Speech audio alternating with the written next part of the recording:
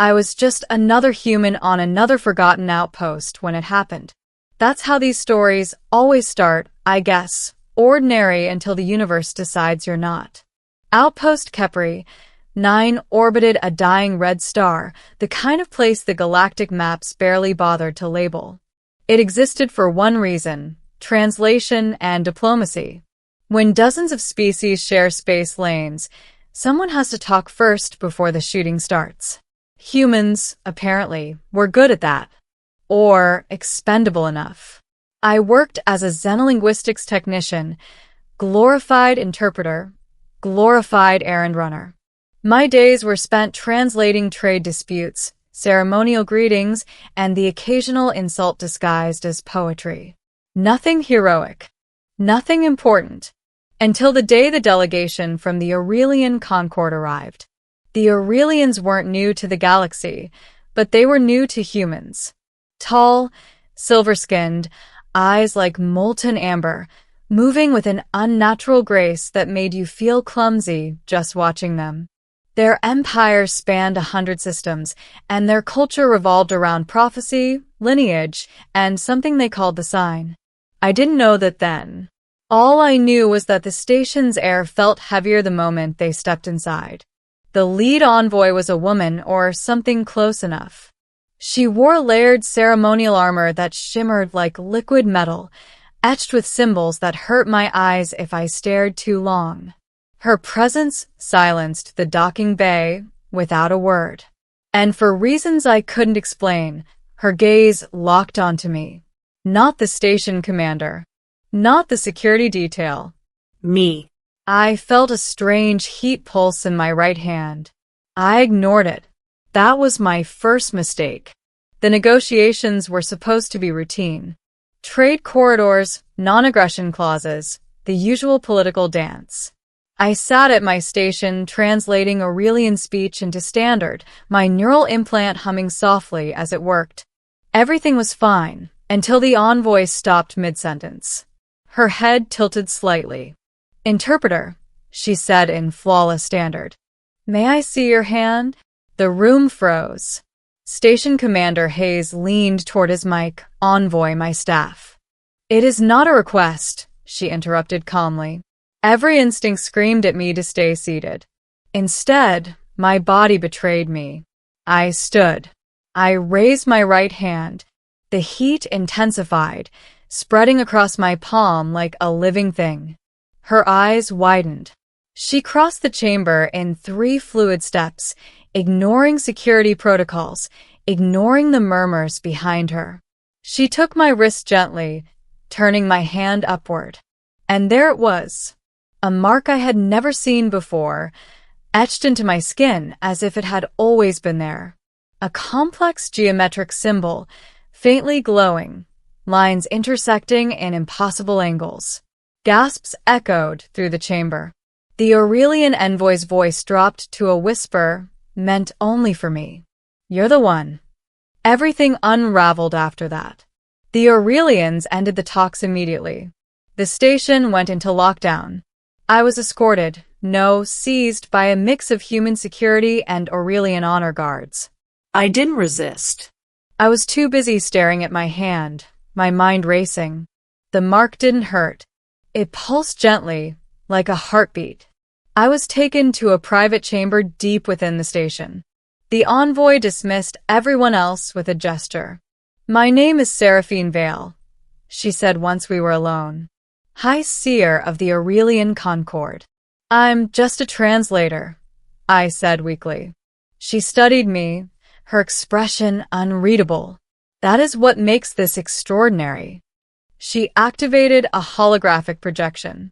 Ancient star maps filled the air, constellations spiraling and aligning. "Long before humanity left its cradle," she began, "our prophets foresaw a convergence. A being not born of our stars, marked by the pattern, capable of standing at the threshold of annihilation and choice." I laughed. A short, sharp sound. "You've got the wrong guy." She lifted my hand again.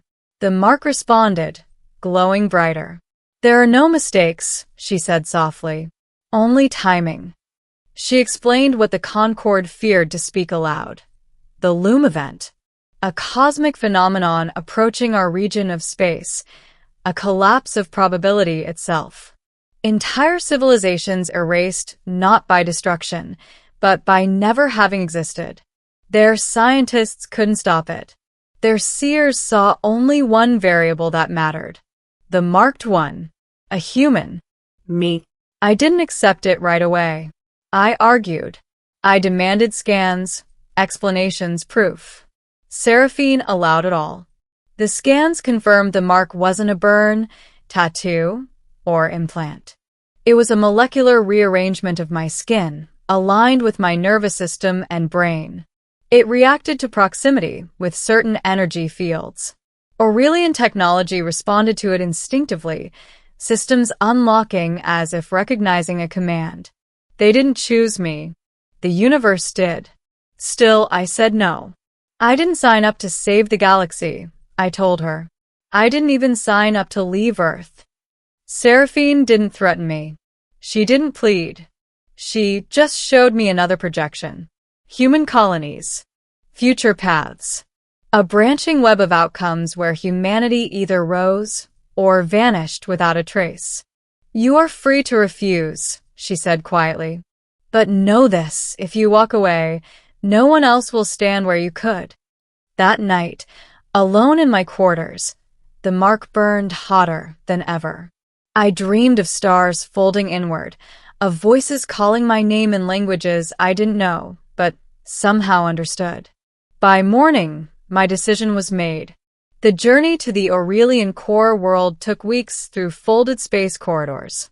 Along the way, I trained physically, mentally, neurologically. The mark acted as an interface, allowing me to perceive probability streams during controlled simulations. It nearly broke me. Seeing what could be all at once isn't something a human mind evolved for. I screamed. I collapsed. I begged to forget. Seraphine stayed with me through it all. She wasn't just a seer. She was a warrior, a scholar, and over time, something closer to a friend. She challenged me when I faltered, grounded me when the visions threatened to drown me. You are not a god, she reminded me again and again. You are a choice.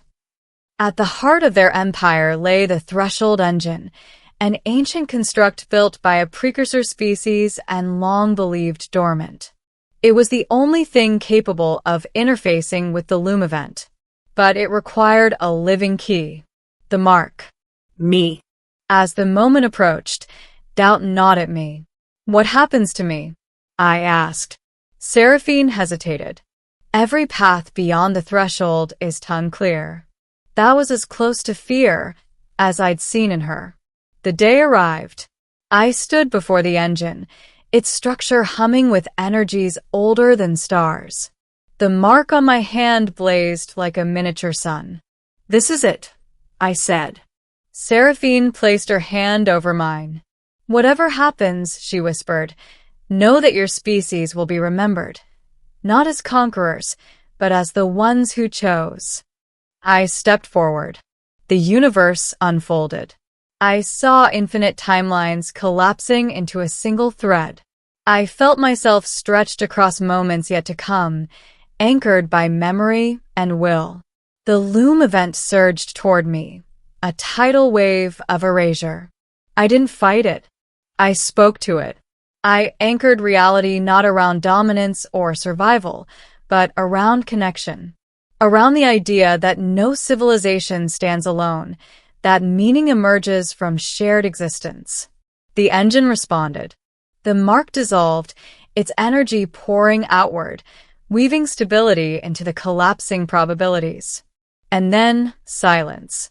I woke in a medical chamber, light streaming softly overhead. Seraphine sat beside me. The Loom event has passed, she said, her voice trembling. The future stabilized. I looked at my hand. The mark was gone. I'm not the one anymore, I said. She smiled, a rare, unguarded expression. You never were a thing to be owned. You were a moment. Humanity didn't become rulers or gods. We became trusted ambassadors, bridges, proof that even the smallest voice could echo across eternity. As for me, I went back to translating, this time on a scale that mattered. Not words, but understanding. Sometimes when I look at my palm, I swear I still feel a faint warmth. A reminder that the universe once whispered my name, and I answered. There were no fireworks, no monuments carved in my likeness, no holidays named after a human with a briefly glowing hand. The Loom event passed so quietly that most civilizations only noticed it in retrospect, when predictions stopped ending in silence, when future models no longer collapsed into static. The universe exhaled and moved on. I spent months recovering on the Aurelian homeworld. My nervous system had been stretched thin by the threshold engine, and while the mark was gone, its echo lingered. Sometimes I could still feel probability tug at my thoughts, like remembering a dream just out of reach. The Aurelians treated me differently now. Not with reverence, with respect. Seraphine visited often. Not as a high seer, not as a guardian, just as herself. We walked the crystal terraces overlooking their capital Cs, speaking about ordinary things. Music. Food. The oddities of human humor she still struggled to understand. One day, I asked the question that had haunted me since I woke. If the mark is gone, what happens if something like the Loom comes again? She didn't answer immediately. Then, she said slowly, the galaxy will do what it learned from you. I frowned. And what's that? She met my eyes. To look outward instead of inward. To ask for help instead of waiting for prophecy. Humanity's role changed after that. We weren't the strongest species. We weren't the oldest or the most advanced. But everywhere there were disputes, first contact missions, or cultural deadlocks, humans were invited. Not because we carried destiny. Because we chose responsibility without being asked. Eventually, I returned to human space. Earth hadn't changed much. Same blue oceans. Same noise. Same stubborn insistence on hope even when things looked bleak. I stood on a balcony overlooking a city that didn't know how close it had come to never existing. And that was okay. I resumed my work as a translator, this time as part of a multi-species council. I helped turn fear into dialogue, misunderstanding into clarity. Quiet work. Necessary work. Sometimes late at night, I'd stare at my palm. The mark never returned.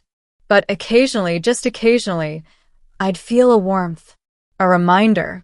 Not of power, but of choice. The universe didn't need a savior. It needed someone willing to stand up when the moment came. And if that moment ever came again, it wouldn't need the one. It would need us. Together.